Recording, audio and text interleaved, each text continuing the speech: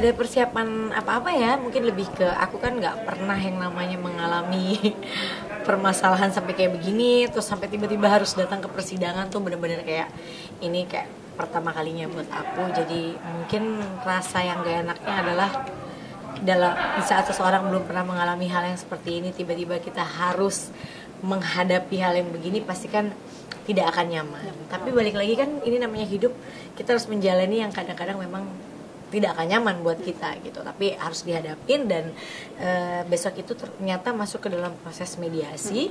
Karena mediasi di minggu lalu, sebenarnya yang mediasi di perdata itu kita sebenarnya yang aku tahu nggak perlu hadir gitu, tapi keinginan dari bapak dari pihak dari pengadilan bahwa pihak ini harus dihadirkan sebagai orang yang untuk bermediasi. Jadi sebagai warga negara yang baik, saya rasa kalau memang waktunya pas, karena minggu lalu memang nggak bisa ada acara, dan minggu ini aku memang tidak membuat acara apapun, nanti dibilang nggak datang atau apa gitu. Jadi aku memutuskan untuk memang nggak membuat acara lain, terus aku hadir besok.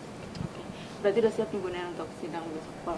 Besok tuh masih tahap mediasi. Nanti aku nggak ngerti persis ya, mungkin ngerti kan lebih ke kuasa hukumnya setelah mediasi itu tahapnya apa sih gitu. Cuma yang jelas aku harus menghadapi, karena pemberitaan ini pasti tidak nyaman buat aku. Karena dari ibaratnya misalnya aku punya, anggaplah ada 10 bisnis gitu, 10 kerjaan, aku punya 9 yang bekerja sama dengan orang lain. Dan ini analogi ya, jangan dibilang tiba-tiba aja di 9 gitu. Ini analoginya, misalnya dari 10 bisnis aku punya 9 yang kerja sama orang lain. Tapi dari 10 ini aku kerja sama orang, tapi dari 9 ini aman aja nih, nggak ada yang bermasalah. Ibaratnya kontraknya sama, per tahun habis, kontraknya sama, setelah setahun harus perpanjang. Dan yang lain-lainnya setelah kita mau selesai kita perpanjang lagi gitu. Karena aku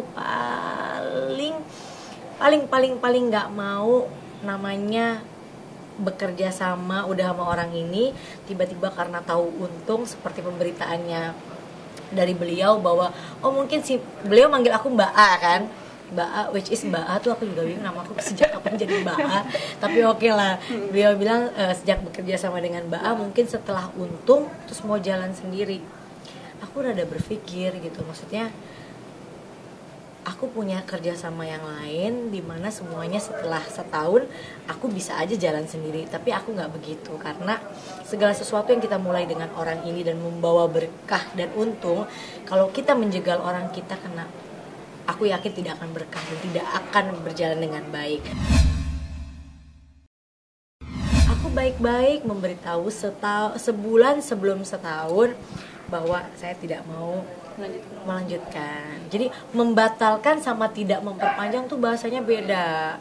Jadi sangat-sangat tidak enak kalau saya harus mendengarkan saya membatalkan orang one prestasi. Wah itu kayaknya ngeri banget, apalagi 9 miliar ya. Kayaknya kayak jahat banget ya aku ya gitu. Padahal selama setahun kita memang sudah habis kontraknya, saya memutuskan memang untuk tidak memperpanjang. Bukan karena saya culas mau kerja sendiri. Kalau saya mau kerja sendiri, kontribusi beliau adalah memberikan hak yang modal yang sama. Kalau dicek-cek, coba boleh cek ke teman-teman, banyak kan artis menjadi kalau kerja sama tuh kita nggak keluar uang loh ya. Yang investor keluar uang, kita enggak. Kita cuma bantu promo dan lain. Saya keluar uang loh. Dia keluar berapa, saya keluar berapa. Jadi dirugikannya di mana? Dan ini bukan kerjasama yang merugikan. Selama setahun menguntungkan sekali. Nah, yang saya bingung, beliau bahas di media bahwa tidak ada laporan keuangan, tidak ada macam-macam. Tapi di gugatannya kok nggak ada itu. Saya rada bingung kalau antara gugatan dengan apa yang dibicarakan di media itu berbeda gitu. Karena kita punya bukti. Sekarang gini, orang seteliti dan sepintar beliau dikasih uang, dikirimin uang, tiba-tiba terima tapi nggak ada laporan keuangan. Kalau saya sih ngamuk. Lo ngirim uang ke gue kok nggak ada laporan keuangannya? Mana ini apa, uang apa? Dia bisa kena pencucian, kita bisa kena pencucian uang loh. Kalau kita terima uang kita nggak tahu asal usulnya. Jadi marilah berbicara apa yang kamu tuntut, itu yang dibicarakan. Jangan yang dituntut apa, yang dibicarakan apa. Nanti malah jadi lucu gitu. Tidak berdasar adalah one prestasinya, bahwa saya tidak memberikan haknya. beliau. Itu yang paling menurut saya membatalkan kontrak, jahat banget ya. Ibaratnya kalau membatalkan nih, kontrak setahun di tengah-tengah saya batalin, itu namanya membatalkan. Tapi kalau saya sebulan mau setahun, kan kontraknya masanya setahun. Kayak tadi analoginya, kita pacaran janjinya setahun. Terus di dalam perjanjian kita sebelum setahun, kalau memang kita nggak cocok nih, kita putus ya, gitu. Ini ibaratnya pacaran. Jadi salahnya mungkin bukan dia membatalkan, tapi tidak melanjutkan. Jadi itu yang saya akan tetap memperjuangkan itu.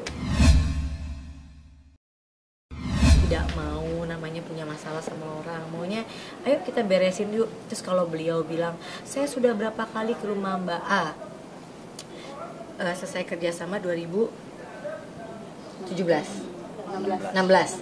antara 2016 sampai 2017. Beliau itu dari hari kita putus kontrak sampai hari ini ada nggak ke rumah saya, ada nggak WA saya. Nah itu kan dibuktikan di persidangan.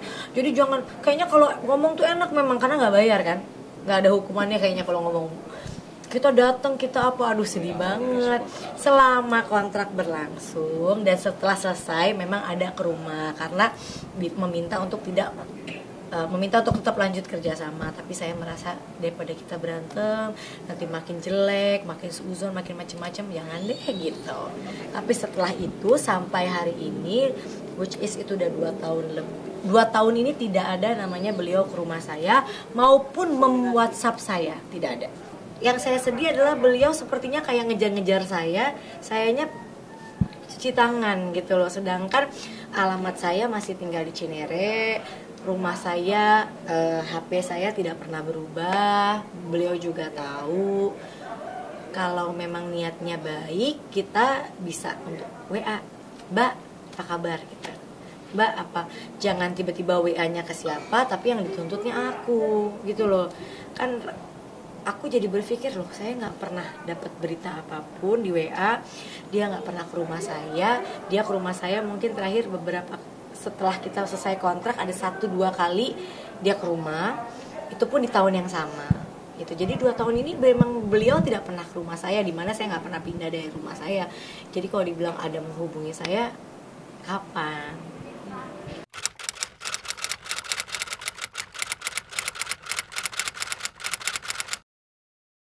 Jadi jangan lupa untuk subscribe Cumi Cumi.